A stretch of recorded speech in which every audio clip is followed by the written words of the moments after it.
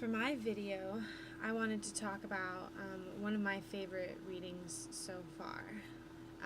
We read a few different excerpts from Sarah Ahmed's book, The Cultural Politics of Emotion. So we talked about this reading in the context of one of the most private and taboo public spaces, which is the restroom. We specifically talked about cisgendered men and women's feelings about sharing a bathroom with transgendered men and women. So we watched an upsetting scene from the Amazon show Transparent, where we saw some really negative emotions expressed towards the trans character played by Jeffrey Tambor. So in that scene, a woman in the bathroom becomes so enraged about a transgender woman using the same public bathroom that she yells at her to leave until the transgender woman leaves in shame.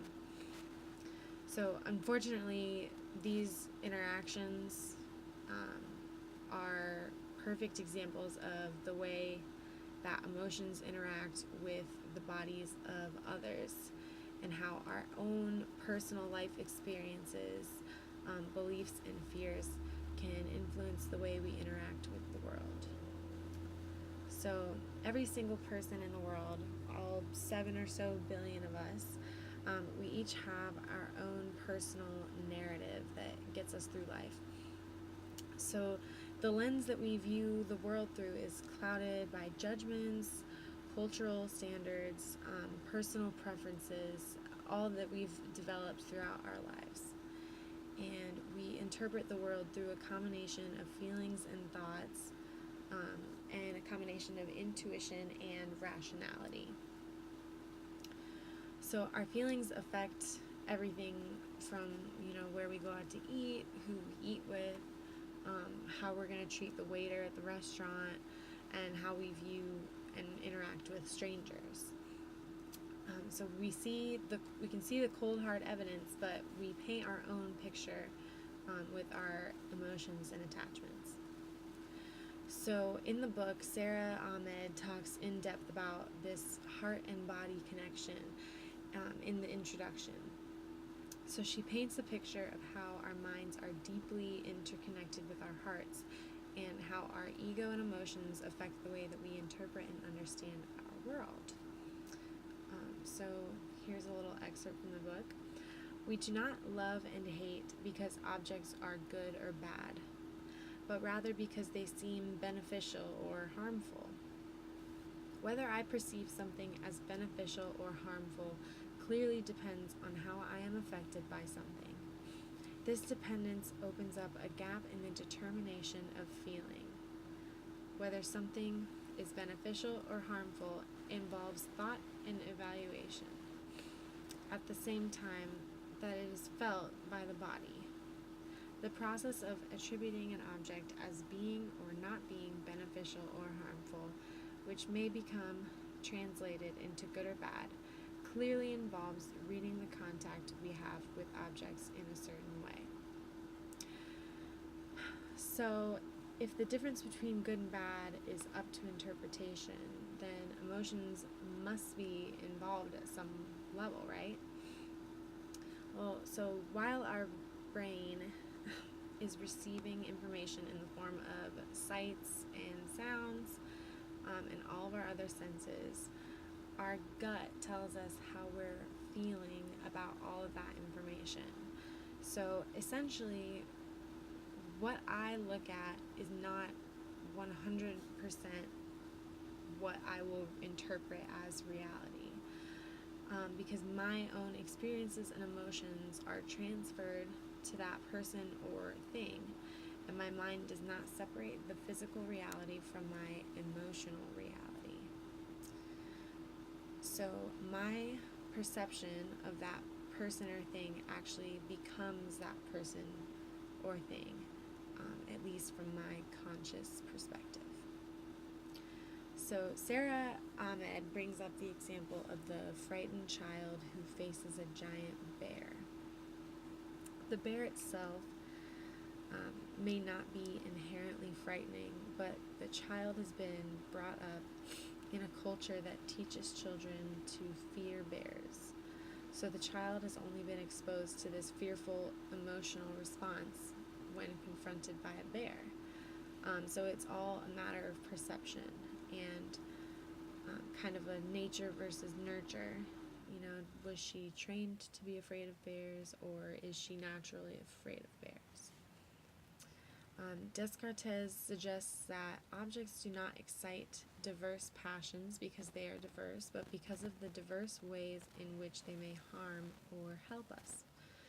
So when the child cowers in fear of the bear, she is imagining all of the ways that the bear could harm her. What brings about that fear is not necessarily the reality of the situation as much as it is the fear of what might happen and of what could possibly happen.